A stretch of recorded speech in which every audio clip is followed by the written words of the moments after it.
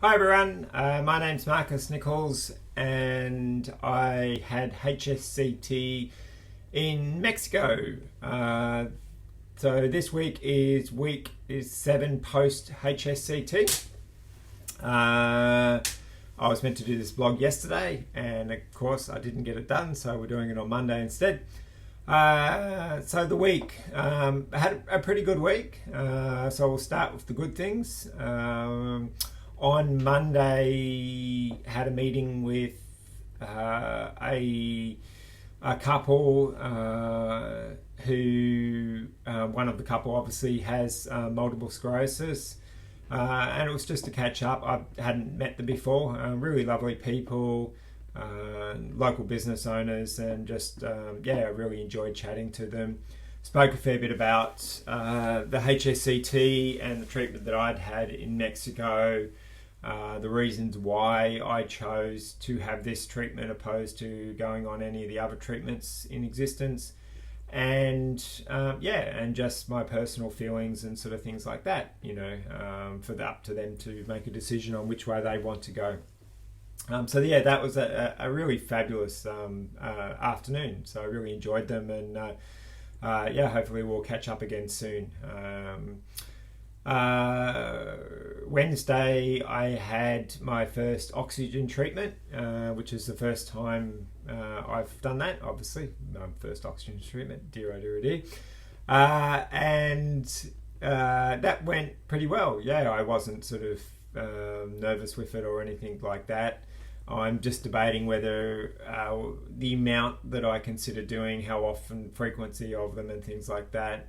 I need to do a bit more research into working out how many treatments are beneficial.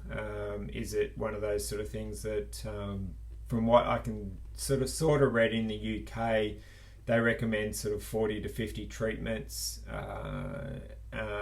as in sort of a hit, and then go from there. So I need to do a bit more research into that and decide which way I'm going to go. Thursday, had a meeting with the haematologist, Professor Dr. John Moore from St Vincent's Hospital. He's responsible for the trial of HSCT in Sydney. And before I went to Mexico, I contacted him and asked whether he would be willing to take me on as a patient for when I got home, just to do the monitoring of bloods and all the other bits and pieces that you need to have once you're actually sort of home. He understands what the treatment is, understands the things to be looking out for. So I had a meeting with him, which went very well. He also organised to have or has allowed for the rituximab, which is an infusion that I have to have every 2 months for the next year. So the next one of those is basically towards the end of September. So I spoke to him about that. He's happy to organise for that to happen. Unfortunately, the drug itself isn't covered under Medicare, so we have to buy it. We debated buying it in Mexico, but I sort of thought there's a chance it might be covered under under Medicare here in Australia, and also it's a drug that you have to keep cold, so transporting it and all those sort of things, trying to bring it home, just would have been difficult. So opted just not to buy any in Mexico and thought we'll wait until we get home and sort of deal with it there. From what I can discover, the price that I've been given here is about $550 per infusion, and that's actually a little bit cheaper than what it seemed to be in Mexico. From what I can sort of gather, it appeared to be closer to sort of $800-900 a treatment.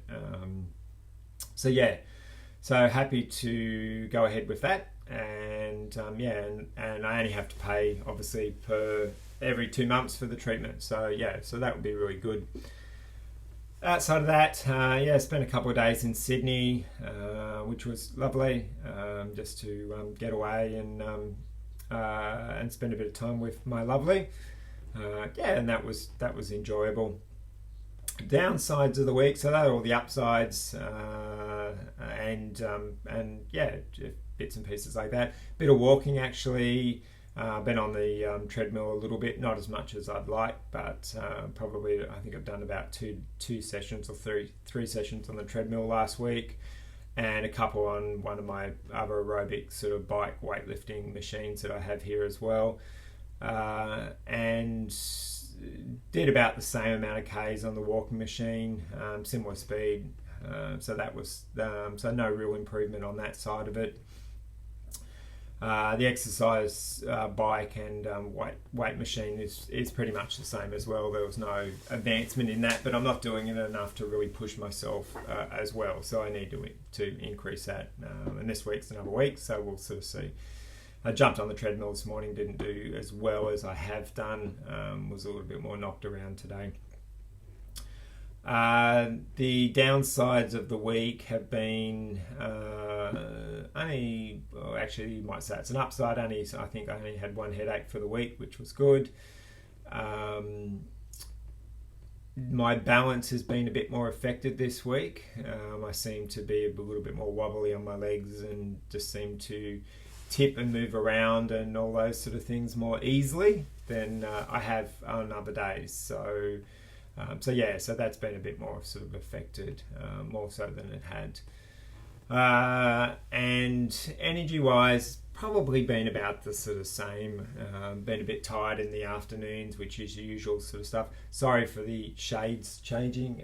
The sun is obviously shining through and giving us some ambient light occasionally. Energy levels, things like that have been about similar to what they have been. No real vast improvements or anything on that side of it. I thought the strength of my legs had got better, or when I say got better, got slightly better, but wandering around sort of Sydney a little bit on a cane just re-highlighted that I'm a long way from anywhere, but that's okay. You know, we weren't expecting vast improvements overnight and sort of things like that. It's something I have to keep working at, and something that I may not even get. So there's no guarantees on that sort of side of it. You know, as we've always sort of said, and I've always sort of said, really we're about halting the progression. If I can keep out of a wheelchair, then that will make me happy. Outside of that, yeah, just another week, guys. Not a lot else to report. As I said, a few big wins for the week, and we'll go from there. Outside of that, I'll chat to you all soon. Thanks for listening.